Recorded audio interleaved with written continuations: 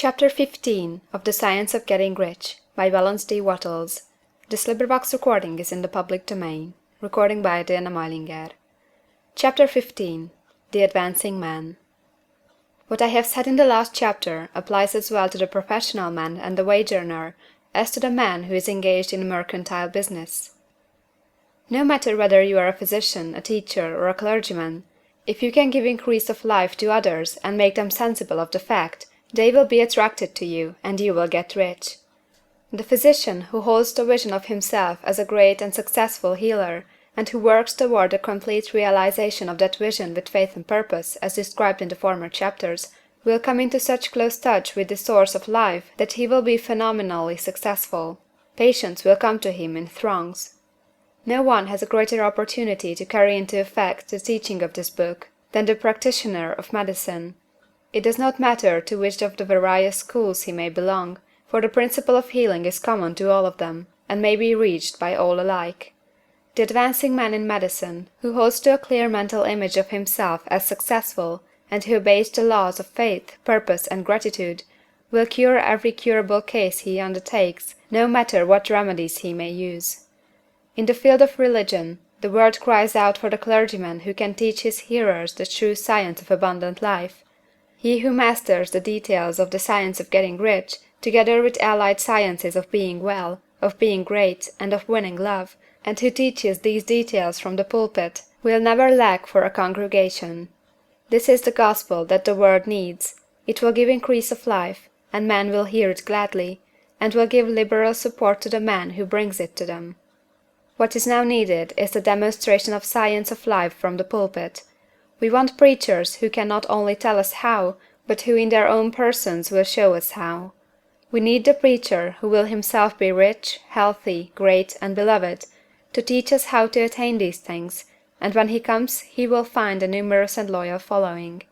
The same is true for the teacher who can inspire the children with the faith and purpose of the advancing life.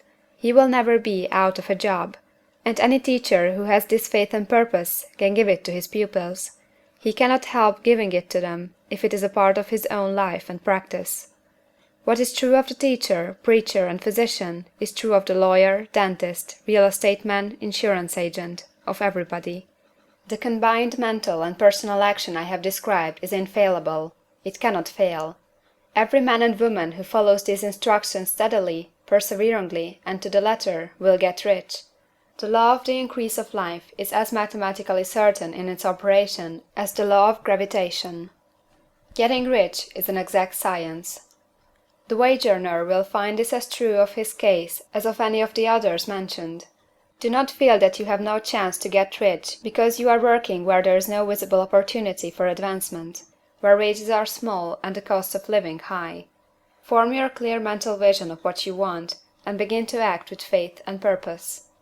Do all the work you can do, every day, and do each piece of work in a perfectly successful manner. Put the power of success, and the purpose to get rich, into everything that you do. But do not do this merely with the idea of currying favor with your employer, in the hope that he, or those above you, will see your good work and advance you. It is not likely that they will do so. The man who is merely a good workman, filling his place to the very best of his ability, and satisfied with that, is valuable to his employer, and it is not to the employer's interest to promote him. He is worth more where he is. To secure advancement, something more is necessary than to be too large for your place. The man who is certain to advance is the one who is too big for his place, and who has a clear concept of what he wants to be, who knows that he can become what he wants to be, and who is determined to be what he wants to be. Do not try to more than fill your present place with the view of pleasing your employer. Do it with the idea of advancing yourself. Hold the faith and purpose of increase during work hours, after work hours, and before work hours. Hold it in such a way that every person who comes in contact with you, whether foreman, fellow workman, or social acquaintance, will feel the power of purpose radiating from you, so that everyone will get the sense of advancement and increase from you. Men will be attracted to you, and if there is no possibility for advancement in your present job, you will very soon see an opportunity to take another job.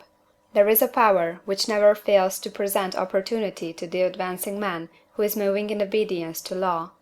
God cannot help helping you if you act in a certain way, He must do so in order to help himself. There is nothing in your circumstances or the industrial situation that can keep you down. If you cannot get rich working for the Steel Trust, you can get rich on a 10-acre farm, and if you begin to move in a certain way, you will certainly escape from the clutches of the Steel Trust and get on to the farm or wherever else you wish to be. If a few thousands of its employees would enter upon the certain way, the Steel Trust would soon be in a bad plight.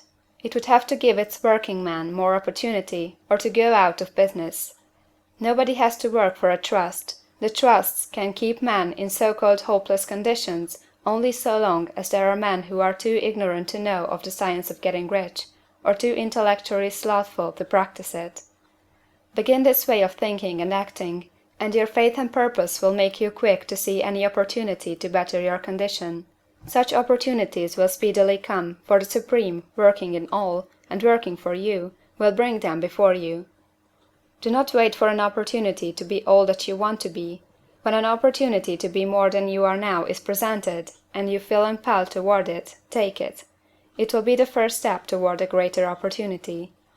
There is no such thing possible in this universe as the lack of opportunities for the man who is living the advancing life. It is inherent in the constitution of the cosmos that all things shall be for him and work together for his good, and he must certainly get rich if he acts and thinks in the certain way. So let wage-earning men and women study this book with great care, and enter with confidence upon the course of action it prescribes. It will not fail. End of chapter 15.